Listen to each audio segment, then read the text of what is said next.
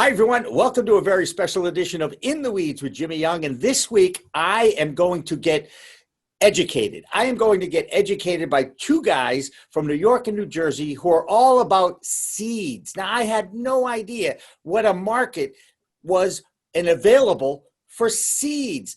We've got Mannie Martinez and Victor Quinones from World Trade Genetics with us. Guys, is that a fancy name for being farmers? Come on. Yeah, I mean, we just wanted to keep some of the cultural characteristics of it. So we ran with the world trade, but we realistically look at it as a trademark. We're like the world trademark. I get you. I understand that. Can you explain a little bit how you got into the seed business? And obviously the first question is, I didn't even know that this was like a legal business, but it's pretty legal at this point, right? Yeah, with recreational opening up in various states, it's becoming illegal everywhere. It is a gray area though still, because seeds are still being delivered to people in other states, but it's generally legal now. As a souvenir collectible, it's legal across the United States. There you go. And it's all about putting these seeds, taking these seeds from the packets and then turning them into these flowery, beautiful cannabis sativa plants. Only in legal states. Only in legal states, where you are in Massachusetts, correct? Correct. Right, and you're on the western part of Massachusetts, which is, of course, closer to New Jersey and New York, so it makes for a relatively easy visit, as it were. In Massachusetts, the laws state that adults in a dwelling that has two adults, you can actually grow 12 plants. And of course, the question always is, okay, where do you get those seeds? And the answer is you guys, pretty much, right? Correct. Well, you can get the seeds from everywhere. There's a lot of varying sources online. Everybody has their own brand behind their genetics. We ourselves, we started this from just our medical needs. I was suffering from seizures and whatnot. So I dove into sativas, and I collected my original genetics overseas from Europe. And, that was about 20 years ago, and just breeding and playing with those ever since. That to me, the fact that there's a European market, there's an international market. I don't know if you guys got to see the Growin' Belushi series on the Discovery Channel. I really recommend it because Jim Belushi is a farmer from Oregon, and he talks about the Captain Jack seeds. Now, have you guys heard of the Captain Jack seeds? Yeah, I've seen a couple of his genetics, yeah. So I guess Captain Jack was the provider of cannabis for the original Saturday Night Live show, including Jim Belushi's late older brother, John. And Captain Jack is a character in the 3 series. He put together 3 episodes, basically, and they ran on Discovery, and I'm a big fan of Jim Belushi anyway. But you guys, because you're in the seed world, you definitely want to watch this show. I know you'll enjoy it. I know you'll get a laugh, because if you guys think I'm funny and I make you laugh, Jim Belushi is at a whole other level. You can understand that, right? No, yeah, definitely. That Captain Jack stuff from New York, that, and from what I know, because history and everybody's different, but I believe that was a Hawaiian skunk. Those were the genetics that were around at that time. Could be wrong about that, but from everything that I've heard, that's what primarily they had. Hawaiian skunk. Well, whatever works. It was a very exclusive thing, and it's a really funny. The first episode is all about the Captain Jack and what Jim Belushi did to it. Let's just say by leaving the lights on one night. Oops. Anyway, I do want to go back. What are some of the more popular strains that you guys have? And again, take me through the sativas and the indicas, because everybody has an idea that the sativa is the focus and the uplifting one, and the indica is the light, relaxing, kind of couch-like existence. Is that accurate? To some extent, yeah. Like I deal primarily with R&D for sativas for World Trade Genetics. So, most of the things I'm dealing with are very euphoric, very mind-blowing. Vic takes care of the indicas. To me, personally, there's a cultural attachment to sativas. I'm born and raised in New York, and city that never sleeps. There's a lot of energy out there. So, it kind of, to me, when I play with these genetics, it kind of just brings me back to know when I first got into cannabis, and it's more of a cultural thing for me with the sativas. Vic deals with all the indicas. He can tell you about all the indicas. A lot of indicas, you know, more body sedative, you know, attributes, you know, body relaxing, you know, but we deal with a lot of hybrids. You know, I'll take my best, you know, indica. They happen to have more terpenes usually than a sativa variety. And we'll just collab like that. I'll shoot them over to him. He'll pollinate it with sativa. We'll try to get more of an uplifting effect, you know, but keep the flavor, you know, stuff like that we do. Yeah, primarily what happens with me is I get these plants that are 20 weeks, 22 weeks, 18 weeks, 16 weeks, because they're really, really potent land racy sativas that I'm dealing with. And in this whole game, we have a bunch of hybridized plants, but there are these base root genetics, these land races that are still out there, hard to come by. But as a building block, we try to go with these land races because reintroduce them, and because kind of the market kind of cornered the genetics, you know, in the U.S. basically. With all, you know, everything's a cookie or OG, you know. So we're trying to bring the building blocks, reintroduce them into the genetics, and getting some amazing results. Yeah. One of those creations we have here, we package our seeds in these nice collectible cans, is our New York State of Mind. That's what I would like to call a New York land race because it's a haze, but it's an older strand that everybody's familiar with, and we cross that with a modern strand, the Do-si-dos.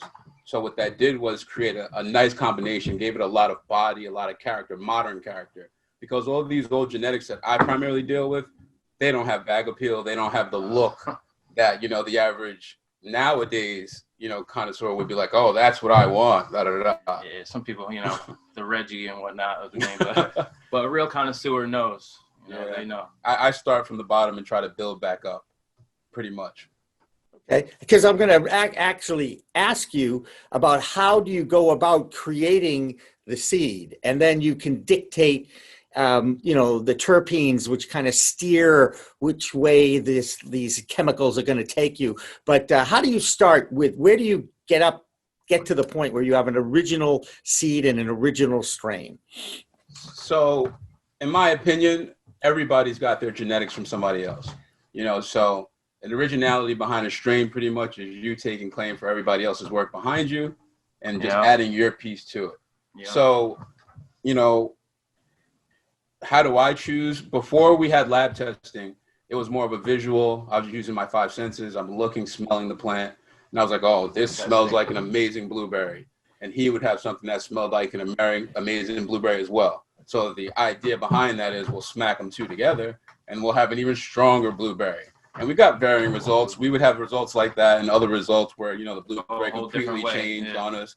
I mean, it was a guess and check for a while, but as you know, the industry progressed and lab testing came more readily available, we started to get full profiles. So now we were looking at profiles of cannabinoids and combining those in our testing and just constantly getting a feel for it because, you know, we came from the grassroots. We didn't have any, you know, schooling or anything on this. We were just doing this pretty much for our own selves, you know, our medical reasons or whatnot. Right. Well, it's experiential learning. I mean, even partaking in the cannabis plant, every individual is different. Everybody's endocannabinoid system is different. Everybody's metabolism is different. And when you start to partake, you really are self-medicating yourself and seeing which strain is going to be working best for your particular, let's call them body challenges. Is that accurate? Body challenges, maybe mind challenges, whatever it is. But that to me is the most fascinating thing, that you can literally dictate the DNA of the plant through the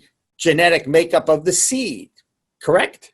Correct. Yeah. But are you guys in a lab? Or are you in the garden? You know, where do you get? Where's your office? We're in the garden. We're getting our results back from the lab, and we compare it like that. But you know, we're in a garden. Yeah, we're in the garden. I mean, like, you have to imagine that pollination of plants has been happening since a plant was conceived by this planet. Yeah. So, you know, there are super advanced labs where, you know, pollen is being chucked. But, you know what I mean? If you look at all of these, you know, historical legendary strands, it's just some guy in a garden, man. Just, you know. Wait, is that Chance the Gardener? I don't know if you guys ever saw that movie. Every day, we're getting more advanced every day, though. But all right.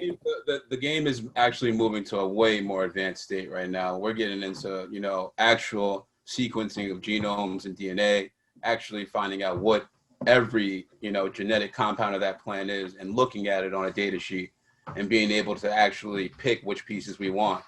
and then replace them into a genome and insert that into a seed. So that's how advanced the industry actually is. But, at a level where we are, we're just breeders. We've been doing it for a long time, Well, and again, this is one of those things that the OG in this conversation, not the original gangster, the old guy, okay? You have to enlighten me a little bit about the fact that I couldn't tell a male plant from a female plant, although now I'm getting a little bit more knowledgeable, and I understand it's the female plant is the flowering plant. Correct. Yes, right? Correct. And you only want to deal with females, right? Although you need the male to help out here. What's the role of the male in this is really what I want to know. For me, I get excited for a really, really strong male more than I would than some flower, because I know the capabilities of that male. I know the lineage behind it. I know what it's going to carry over into my next work. Absolutely. So some of these males, you get to the thing about males, or what I've noticed, is that you'll have a male pouring terps out of it.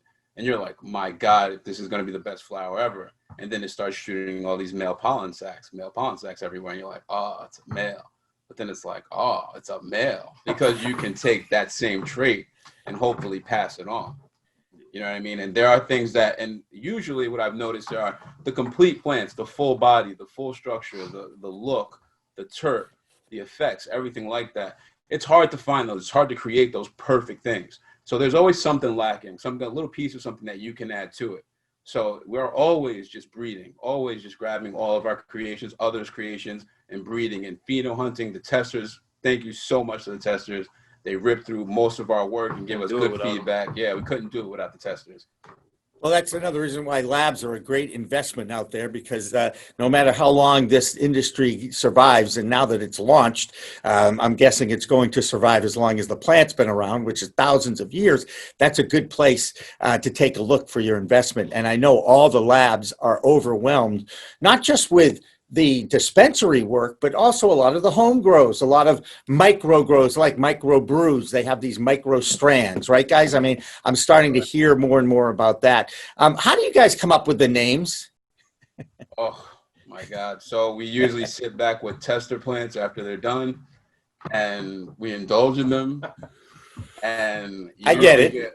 You get about 4 or 5 guys just yelling out a bunch of crazy stuff, and whatever one pretty much laughs the most, or I don't know, has the most effect, we run with. But it's pretty much to the strain. If we're indulging something and it's got a butter taste to it, then it's going to have some type of butter themed name, just so that the customers can know what they're dealing with. There you go. I get that. Do you think there'll ever be a forever young strain? It's one of the things we've talked about off recording here. Is there how would I figure out a way to get that forever young or youngy strain? At New York, we need that daytime sativa, that Jimmy Young OG or something, whatever it's going to be. We didn't make it yet. We got to talk about it. There's quite a few famous Jimmy Youngs, I might add, and I'm not one of them. We gotta figure that out. No, he's no longer with us, but a long time in the UK, there was a disc jockey back in the day when there was actually disc to jockey. He was a talk show host in England, and he used to have a call-in show. People used to call in their recipes, and it was Sir Jimmy Young, I swear. Okay, he's no longer with us. And of course, there was a boxer who fought one of my heroes, Muhammad Ali, in 1978, I think the fight was. And can you imagine, I was having really mental challenges there. Do I root for my namesake against my idol, or do I root for my idol to kick my namesake's butt? You know what I'm saying. But anyway, they'll know. Jimmy Young, Emmy Award winning Jimmy Young, they'll know. Yeah. They'll know. No, they won't. But we can keep that between us. Hey, how do you set the market? How do you know that the seeds that you're creating are going to make you, I'm guessing your margins, biggest margins you can? How do you earn a reputation, I guess, for your seeds? Is that how you do it? From what we've noticed so far, we've been trying to figure that out ourselves for a while. Like, how do you dictate the price of the seed? How do you get the seed into the hands of the public? How do you, get that following that every brand or company wants? So, primarily our goal was to get the seeds out to everyone. We were tired of getting bad genetics ourselves. We would, pay for packs or come across seeds. Horrible. It's an investment. You got to understand, when you get that seed and you put it in dirt, that's a 3-month investment. You know what I mean? So you're investing 3 months of your time. You want something that is quality. So our ultimate goal is to get quality genetics out to everybody at an affordable price. Now, you know, in that speaking, like this strain, the New York State of Mind that we were talking about earlier, if you were to put a price on the mother in that plant, I don't know how you would do that. Like, and we haven't let it out the house yet because I don't understand. It's hard to dictate the value of genetics. If nostalgic value to it. Yeah, the nostalgic value. There's also the fact that, you know, there might only be one or two of them out there in the world. Yeah. And you know what I mean? So it's really hard to figure this whole thing out, especially when your ultimate goal is just getting it to people. So is it the reputation that will drive the price of the seed more than anything else? Yeah, so we came to the conclusion that once these people get our genetics in their hand, we'll develop that reputation. So our testers, we give out so many genetics, you'd have no idea. Like, we just hand them out to any grower. And when we get that feedback from them, it has created, you know, that repertoire. Oh, they have quality things. We know them personally. Oh, they have great genetics. It's authentic. It's not just like, it's weird. You know, the biggest hype on the market. Yeah. You know, that's how we kind of want our approach to be. It'd be kind of like if you can go buy your can of Coca-Cola from the owner. I get that. I totally get that. So give me a ballpark, okay? I'm shopping for seeds. I go to World Trade Genetics. I find your site. I've been to your site. I think it's kind of cool with all the different reviews and the rankings, and you can kind of, you know, what kind of a seed are you looking for? What kind of experience? How do you set the price? I mean, how much is it going to cost me to get 10 seeds? Let's cut to the chase. If I was looking for 10 seeds, can I get a bag of 10 seeds off your site? Well, off of our site is just information based. There are other seed vendors that carry our seeds. So there'll be a list of vendors. Yeah, there's a list of vendors.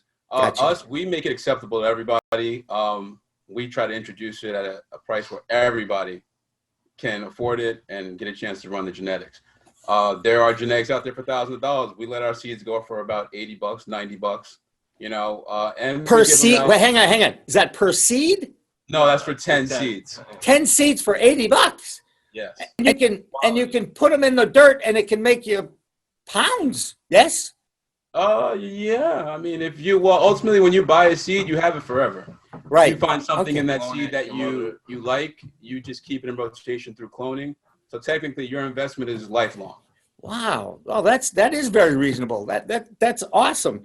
Now I get the seed in the dirt thing and I get the water and I avoid that at all costs because I don't want, that's a lot of pressure on me to farm and see the flowers. I'm barely keeping my deck plants alive right now. You know, we're going into the cold weather. I'm eyeing the first frost, all that stuff. So I'm fearful of, you know, you get the seeds, you put them in, and then nothing happens. Okay. And I know that's always a chance, right? So walk me through the process, please, because I understand. I once saw this, seeds go in between wet paper towels. And you guys are going to tell me that it's not just any generic paper towel. You do have a brand that you use, right? Yeah, we live or die by the bounty. I mean, the quicker picker-upper. I love that. I mean, honestly, stay away from the store brand. Yeah, the store brands, the other brands. There's obviously something else in them that is just killing. Turn to mush. Every seeds, they turn to mush. The only brand that we use or find that works every single time is Bounty. I'm not even a spokesman. I'm just telling you, like, honestly. You're not an actor. You don't even play it on TV. You're just a satisfied consumer, and you see the difference, right? Yeah, there's definitely other chemicals or components in all those other brands because there have been times where Bounty has been sold out, and we have ran through Corona, everything. Serious. Nothing has worked. COVID-19 has been rough. I was going to ask you guys, obviously, it's been rough on just about every industry. And how has it affected yours? I mean, honestly, we didn't see any reflections and overall numbers of anything. We really saw a lot of people that found the seed and the genetics and the work that they were doing as comfort in this kind of time of like, you can't do anything else. We got a lot of people writing back to us like, yo, thanks so much for giving me these genetics because over this COVID and everything that's happening, I've been living with these guys. I've been working on these guys every day. And, you know, it just hits you in a different way when you realize like, in the time of nothing to do, we gave somebody something to do. Yeah, I get it. Do they talk to their plants? I think everybody may. probably curse him out. Oh God, you guys are absolutely awesome. I've learned quite a bit, and I really appreciate that because I am fascinated by this industry. I love meeting new people that have new ideas, and I've talked to some scientists, right? The people at the director of science at a various lab, and they're the smartest people I've ever talked to in my life. Now, you guys know your stuff too. I just want to throw it out there. You don't need a PhD after your name to understand how to grow weed or use in genetics, right, guys? Thank you. Yeah, definitely. Correct. Yeah, I mean, you can put a couple of names after, put a couple of letters after your names, like, THC master, CBD master, CBN, mix master, whatever you want to call it. But I just think it's great what you guys are doing. And is there a place, do you have like images or video of your lab or what you're doing, or do you keep all that stuff secret? You can find secret? everything on Instagram that we show publicly. Our Instagram account, World Trade Genetics on Instagram. You can also find us on seedfinder.eu. Our genetics, That's how I found you, just for the record, okay? Not that I was looking. On, blackstoneseeds.com. Or just type in World Trade Genetics, on Google, it pops up. It comes right up, and God knows Google knows everything. We understand it. But does Google know how to grow weed, or they have to act? It's only there to find the path, right, guys? Correct. All right. Well, I got to tell you, Mannie Martinez and Victor Quinones, I've really enjoyed chatting with you on In the Weeds this week. Thank you so much for taking the time out. You did a great job, guys. Okay, let's do this again. But for Victor and Mannie, and one day we will see a Forever Jimmy Young strain out there somewhere on the open market. There you go. Hey, remember, guys, it's a whole new world of weed out there. Use it responsibly. Talk to you next time on In the Weeds with Jimmy Young. We Talk Now, We Talk News, and In the Weeds are all available on most major podcast distributors like iTunes, Spotify, Google Play, and our friends at clnsmedia.com and our flagship, cannabis.net. So subscribe, share, and like our videos on all the social media networks out there, including LinkedIn, Twitter, Instagram, Facebook, the WeedTube, and YouTube.